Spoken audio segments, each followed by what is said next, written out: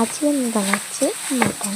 তো আমি সবার প্রথমে মাংসটিকে একটি পাত্রে ঢেলে রাখলাম। এবারে আমি পেস্ট করে নেব টমেটো, আদা, রসুন, লঙ্কা দিয়ে পেস্ট করে সেটা পেঁয়াজ পেস্ট করে নিলাম। এবার আমি কড়াইতে তেল গরম করতে দিয়ে এর মধ্যে দিয়ে দিলাম আলু। আমি আলু এখানে 4-5টা মতো আলু কেটেছি, আপনারা আপনাদের পরিমাণ হিসেবে আলু দেবেন। এবারে আমি এই মাংসটিকে ম্যারিনেট করে নেবো। আমি তার জন্য নিয়েছি দই, শুকনো লঙ্কার গুঁড়ো এবং হলুদ গুঁড়ো দিয়ে আর একটু তেল দেওয়ার পরে এটিকে ম্যারিনেট করে নিয়েছি। এবার আমি এখানে একটি মশলা বানাচ্ছি।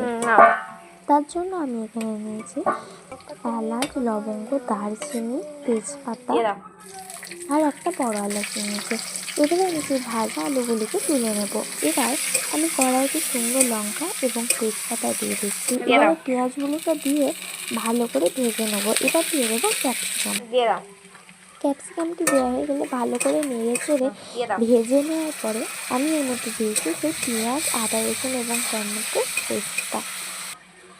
এগুলি দেওয়া হয়ে গেলে ভালো করে কষিয়ে নিতে হবে। এবারে মাংসটি ম্যারিনেট করে রেখেছিলাম আমি প্রায় 2-4 ঘন্টার মতন। এবার আমি এটি সেই কষানো পেঁয়াজ, আদা, রসুনের পেস্টের মধ্যে দিয়ে দিলাম। এবারে দিয়ে দিচ্ছি লঙ্কা গুঁড়ো, হলুদ গুঁড়ো দিয়ে দেওয়া হয়ে গেলে আমি ভালো করে নেড়ে চেড়ে নিয়ে নেব। এবারে আস্তে আস্তে আমি এটাকে নেড়ে নেবো। এবারে দিয়ে দিচ্ছি আমি পরিমাণ মতো নুন। নুনটি দেওয়া হয়ে গেলে আবারও সেই একইভাবে এই মাংসটিকে নেড়ে নিতে হবে। এবার আস্তে আস্তে নাড়াচাড়া করতে করতে আমি এখানে গরম জলের ব্যবহার করেছি। আমি অল্প অল্প করে গরম জল বারে বারে দিচ্ছি। আস্তে আস্তে গরম জল দিয়ে অল্প অল্প করে গরম জলটি দিতে হবে।